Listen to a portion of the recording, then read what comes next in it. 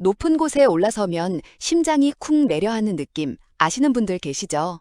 단순히 무서운 게 아닙니다. 식은땀이 나고 다리가 후들거리고 심하면 눈앞이 하얘지기도 하거든요. 그런데 옆에 있는 사람들은 아무렇지도 않습니다. 이 두려움의 정체가 뭔지 오늘 사주로 완전히 파헤쳐 드리겠습니다.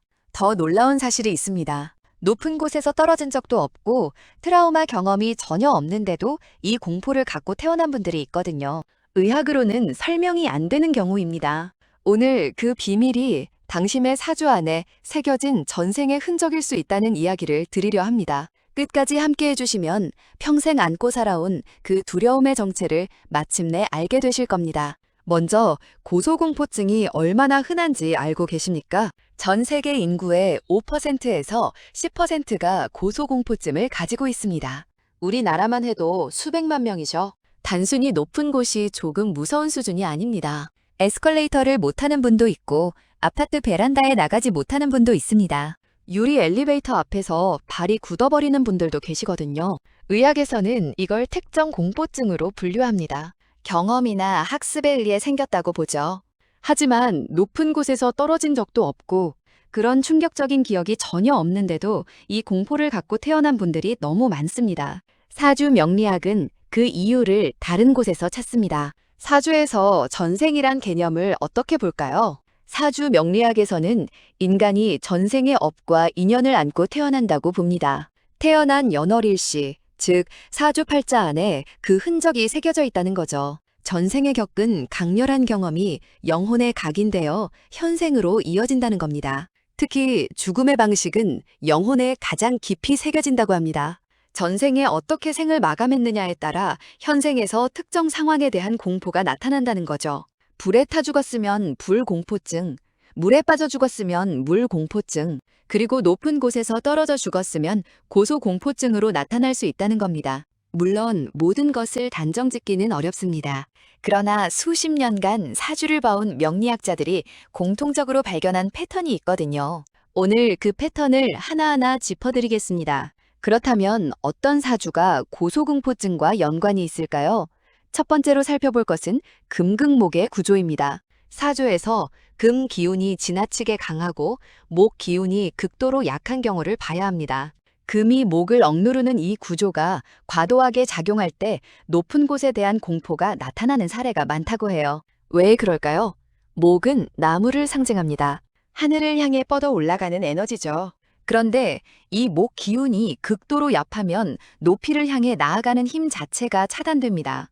오르려는 기운이 없으니 높은 곳 자체가 두렵고 낯설게 느껴지는 거예요. 두 번째는 편관이 강한 사주입니다.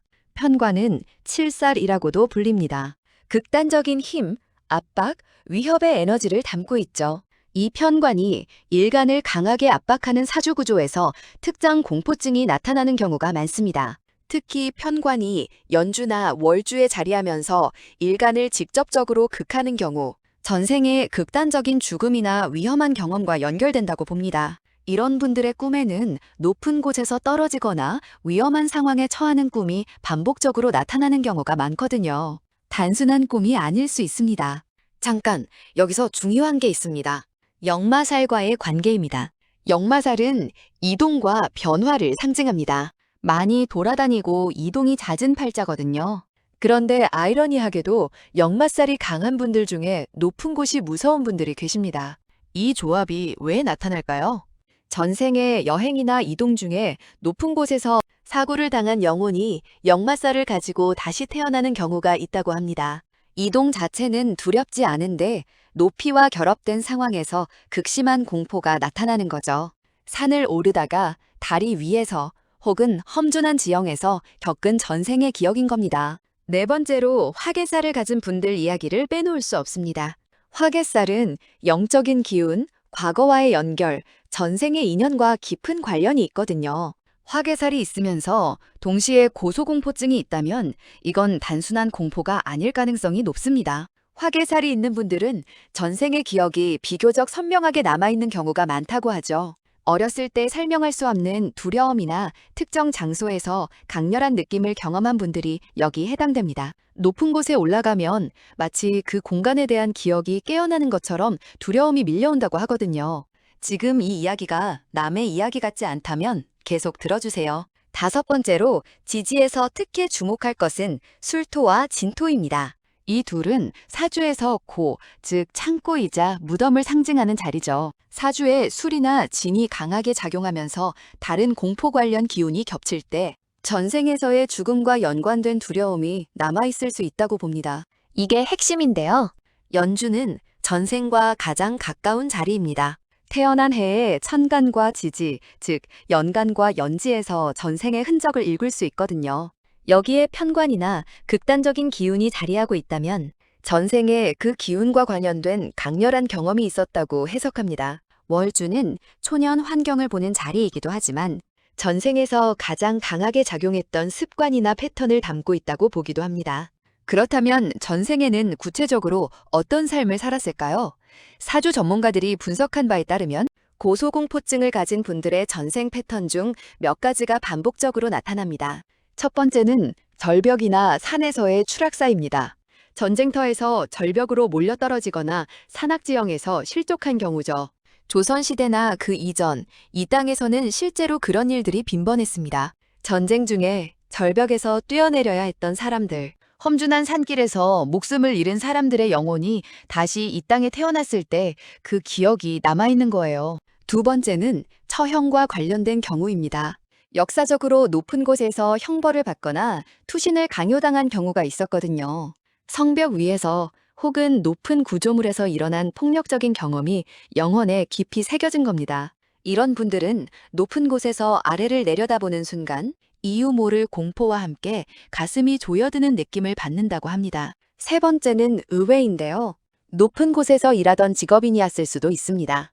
지붕을 고치는 장인, 막루를 지키는 병사, 높은 나무에서 일하는 사람, 사고로 인해 그 높이에서 목숨을 잃은 경우 그 공포가 현생까지 이어지는 겁니다. 일상적으로 드나들던 그 높이에서의 죽음이기 때문에 오히려 더 강렬하게 새겨졌을 수 있거든요. 네 번째 패턴은 자연재해입니다. 홍수로 인한 범람이나 산사태, 지진으로 인해 높은 건물이나 지형에서 극한 공포를 경험한 전생도 고소공포증으로 나타날 수 있다고 하죠. 이런 경우는 높은 곳뿐 아니라 불안정한 땅이나 진동에도 비정상적인 반응을 보이는 경우가 많습니다. 실제 사례를 하나 들어볼게요. 50대 여성분이 계셨는데 평생 3층 이상 올라가는 게 불가능했다고 합니다. 아파트를 살 때도 무조건 1층이나 2층을 선택했고 에스컬레이터는 아예 타지 못했죠. 원인을 찾을 수 없었습니다. 어린 시절 트라우마도 없었고 심리 상담도 큰 효과가 없었고요. 그분의 사주를 보니 연주에 경금 편관이 자리하고 있었습니다. 금극목의 기운이 매우 강했고 역마살도 함께 있었죠. 화개살까지 있었거든요.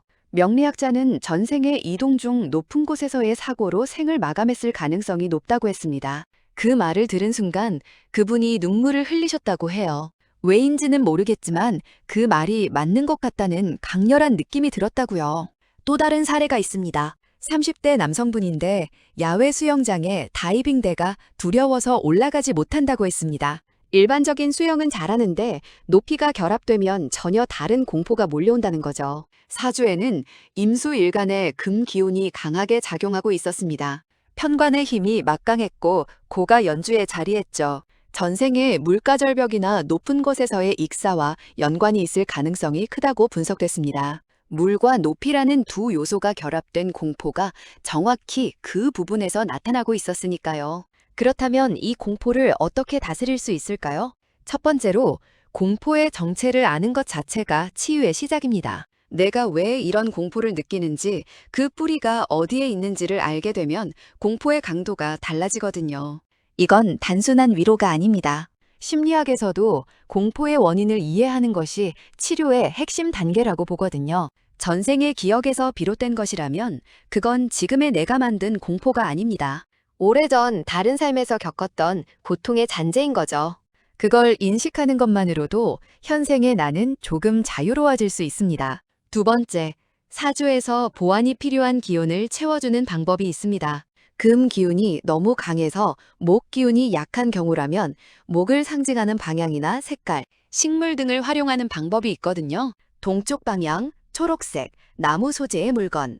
이런 것들이 약해진 기운을 조금씩 보완해 줄 수 있습니다. 물론 이게 공포를 한 번에 없애주는 건 아닙니다. 하지만 에너지의 균형을 맞춰나가는 과정에서 두려움이 옅어지는 경험을 하는 분들이 계시거든요. 세 번째로 전생 기억 해소를 위한 명상을 권합니다. 조용한 공간에서 눈을 감고 높은 곳에 대한 두려움이 어디서 왔는지를 상상으로 따라가 보는 거예요. 억지로 기억을 만들어내려 하지 말고 그냥 느껴지는 이미지나 감정에 집중해 보세요. 때로는 뚜렷하지 않더라도 그 감정과 마주하는 것 자체가 치유가 됩니다. 이 과정에서 눈물이 나거나 강렬한 감정이 올라오는 분들이 있습니다. 그건 좋은 신호예요. 오래 묵은 감정이 풀려나오는 거거든요. 네 번째, 현실적인 접근도 함께 병행하는 게 중요합니다. 사주와 전생이 원인이라고 해서 현실적인 치료를 외면할 필요는 없어요. 인지행동 치료나 고소공포증에 효과적이랍니다. 영적인 접근과 심리적인 접근을 함께 병행하는 것이 가장 현명한 방법이죠. 작은 것부터 시작해보세요. 2층 계단에서 아래를 바라보는 것부터요. 천천히 자신의 속도에 맞게 높이에 익숙해지는 과정이 필요합니다. 급하게 하지 마세요. 영혼의 기억을 지우는 데는 시간이 걸리거든요. 다섯 번째로 드리고 싶은 말씀은 두려움과 싸우지 말라는 겁니다.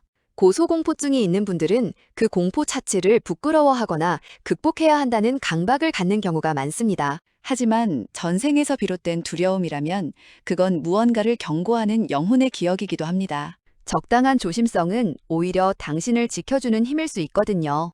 완전히 없애려 하기보다 그 두려움을 이해하고 함께 살아가는 방법을 찾는 것이 더 자연스러운 접근입니다. 마지막으로 한 가지 더 말씀드리고 싶은 게 있습니다. 공포는 부끄러운 것이 아닙니다. 전생에서 비롯된 공포라면 더욱 그렇죠. 그건 당신이 약해서가 아니라 영혼이 그만큼 강렬한 경험을 했다는 증거입니다. 당신의 영혼은 그 높이에서 죽음을 경험했고 그 기억이 이 생까지 당신을 지키려는 거예요. 생각해보면 고소공포증은 너피에 대한 경고입니다. 조심하라는 신호죠. 영혼이 그 위험을 너무 잘 알기 때문에 몸이 자동으로 반응하는 겁니다. 그걸 나쁘게만 볼 필요는 없어요. 오늘 이 이야기가 조금이나마 위안이 되셨으면 좋겠습니다. 당신의 공포에는 이유가 있습니다. 그리고 그 이유를 알았으니 이제 조금씩 자유로워지실 수 있을 겁니다. 우리는 모두 전생의 기억을 안고 살아갑니다. 그게 공포이든 특별한 재능이든 알 수 없는 그리움이든 말이에요. 사주는 그 흔적을 읽는 지도입니다. 당신의 지도를 읽을 줄 알게 됐을 때 인생의 많은 것들이 새로운 눈으로 보이기 시작하거든요. 오늘도 끝까지 함께 해주셔서 감사합니다. 다음에도 사주로 풀어내는 우리 삶의 비밀로 찾아오겠습니다.